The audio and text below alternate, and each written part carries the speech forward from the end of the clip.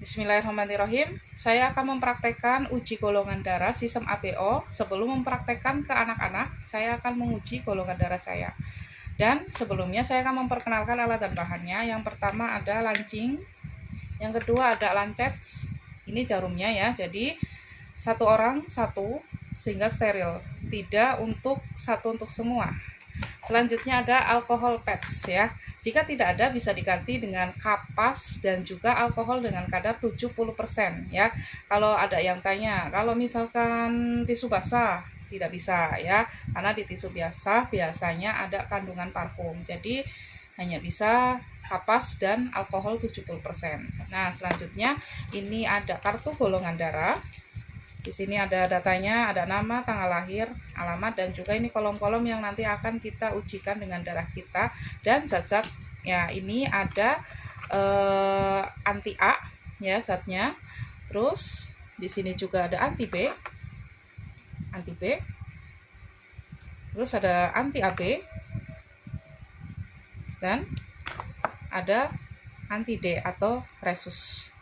Nah, selanjutnya ada tambahan tusuk gigi. Ini untuk mengaduk darah kita ketika nanti diujikan di kartunya. Baik, kita akan mulai. Jadi tangannya harus steril ya, sudah dicuci tangan dengan air yang mengalir terlebih dahulu. Kita akan mempersiapkan tadi lancetnya ya, akan dimasukkan ke lancing.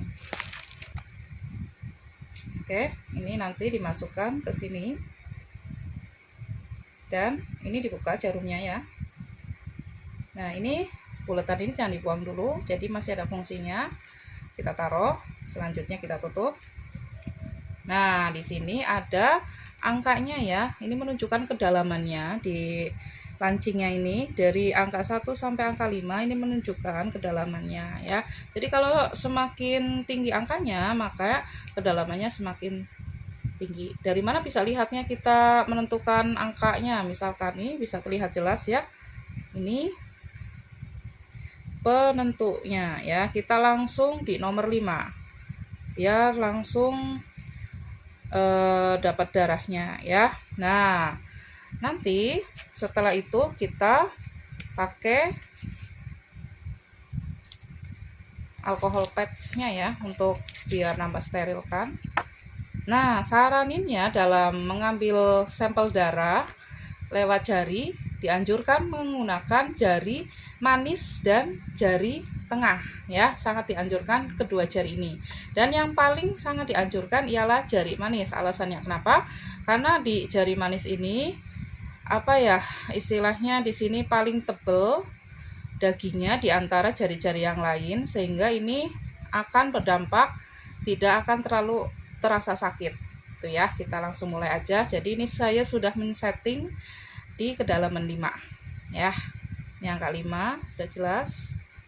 Kita langsung tusukkan.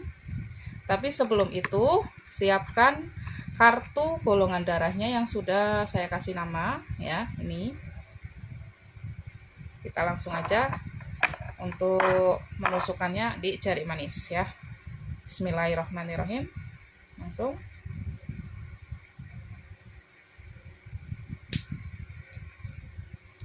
keluar langsung darahnya.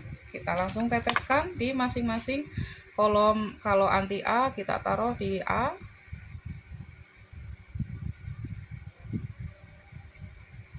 begitupun di anti B dan seterusnya. Dipijat-pijat aja ya biar deras keluarnya. Setelah sudah diambil sampelnya, kita tutup lagi pakai alkohol pads ya. Nah, ini sama sekali tidak rasa perih ataupun sakit, tidak saya rasakan ya.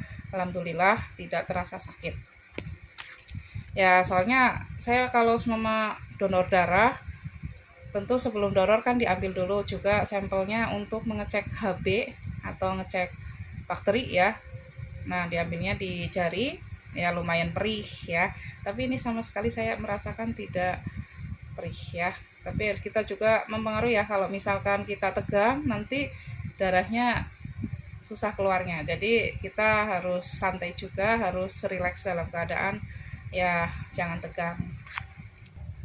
Oke, ini darahnya sudah lengkap, ada semua ya. Kita akan memberikan serum-serumnya ya. Diawali dari yang anti A dulu. Anti A, ini anti A ya. Jadi kita langsung aja ditaruh di anti A di kartu golongan darah ya. Nggak usah banyak, cukup setetes ya, dikit aja. Netes, kita teteskan. Begitupun di B, anti B, di anti AB, dan selanjutnya di anti resus atau anti D. Terakhir ini ada anti D atau anti resus ya. Kita sedikit aja, hanya 1 tetes. Nah, selanjutnya kita akan aduk-aduk menggunakan tusuk gigi. Ada 4 kolom ya, atau 4 buletan. Anti A, AB, B, dan resus, berarti ada 4. Kita menggunakannya tusuk giginya 2. Jadi nanti satu ini ya, nanti dibalik nih ya, saya praktekkan. Ini yang A kita aduk-aduk melingkar, sampai rata. Terus ini jangan dipakai ke selanjutnya, tapi ke sisi yang lainnya. Sisi yang lainnya kita aduk juga biar tidak ganti-ganti. Nah, selanjutnya ini ganti lagi tusuk giginya. Anti AB kita juga aduk. Aduk. Dan terakhir anti resus atau anti D kita ganti sisinya ya. Ganti sisinya, kita aduk-aduk melingkar ya. Setelah itu kita goyang-goyangkan. Ini sudah terlihat hasilnya ya. Sudah bisa terlihat hasilnya. Golongan darah saya itu, jadi ini yang ada gumpalan. Yang ada gumpalan itu hasil golongan darah ya. Jadi bisa terlihat udah jelas sekali di sini yang ada gumpalan di anti A. Sementara anti B tidak menggumpal. Ini anti B menggumpal ya, karena kebetulan tadi saya netesin darahnya di anti B sedikit ya. Jadi tapi ini bisa terlihat gumpalannya kecil ya. Terus di sini juga resus ada gumpalan. Jelas di sini golongan darah saya berarti golongan darah A, resusnya positif ya. Jadi saya jelaskan nih. Kalau misalkan ada gumpalan di B dan AB ngumpal, berarti golongan darahnya B. Kalau ini resus itu ngumpal, itu positif. Tapi kalau tidak ada gumpalan, berarti resusnya negatif. Begitu. Nah, kalau misal golongan darah AB, kalau golongan darah AB, jadi A dan B ini ngumpal. Maksudnya anti A atau anti B menggumpal, dan anti AB-nya pun menggumpal. Jadi golongan darahnya AB. Kalau O bagaimana? Kalau O, ketika anti A, anti B, dan juga anti AB tidak menggumpal sama sekali, berarti golongan darahnya O. Di sini sudah jelas golongan darah saya, golongan darah A, resusnya positif. Terima kasih. Alhamdulillah sudah selesai ya pengambilan sampel darahnya. Jadi kita buka, ini lancetnya kita ambil, kita akan buang ya, tapi kita nggak boleh buang sembarangan seperti sampah pada umumnya ya.